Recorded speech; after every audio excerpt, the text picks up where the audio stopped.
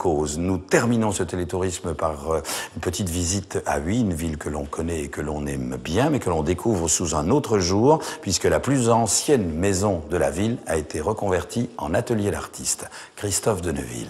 Monsieur le bourgmestre, mesdames et messieurs les échevins, lors d'une de mes promenades dans ce vieux Huy, l'occasion me fut donnée d'admirer un joyau architectural, la maison près de la tour. Le 25 mai 2011, un artiste peintre, Boris Mechерski, écrivait au bourgmestre de Huy pour pouvoir occuper la plus ancienne maison civile de la ville comme atelier. Aujourd'hui, 3 artistes occupent la maison. C'est un endroit qui a une histoire, c'est le vieux cœur de Huy. J'ai retrouvé ici dans cet endroit cet espace de silence, de recueillement, où je peux me faire un îlot de créativité, quoi. Je pense qu'il y a une vraie âme dans Huy et il y a une âme dans les pierres et c'est important que les artistes puissent s'en inspirer et qu'ils actualisent le message. Il faut que les pierres et qu'on rende un caractère contemporain aux choses et c'est comme ça qu'on attirera également le public et les touristes et les Hutois puisque la ville appartient aux Hutois et appartient à tout le monde. Ce sont essentiellement des lieux publics. Il est important de se les réapproprier.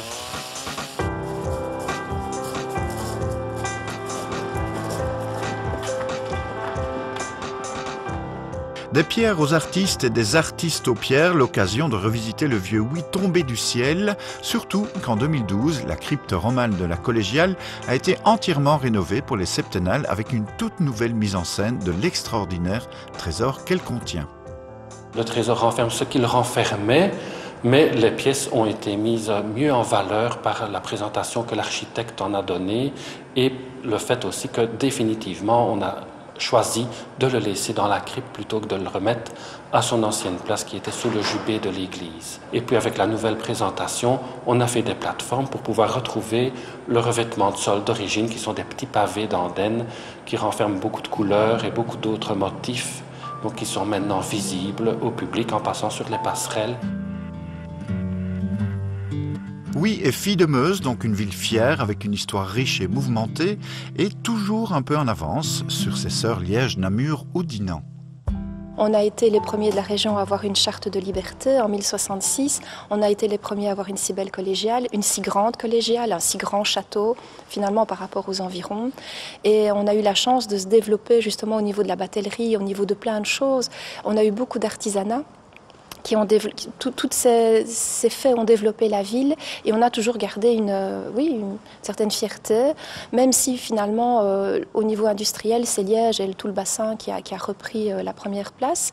Je crois que quand on est Hutois, justement, on est content d'y être, c'est un endroit fort agréable. C'est vrai qu'au coin d'une rue, au coin d'un détour, d'une petite place, on voit un vieil immeuble mosant et parfois un morceau de rempart intégré dans une maison. Et nous avons même fait avec des habitants des rénovations de remparts. Eux faisaient la leur, nous faisions la nôtre. Et c'est intéressant. Et c'est vrai que Huy est riche et c'est une ville dans laquelle il faut savoir déambuler et se balader.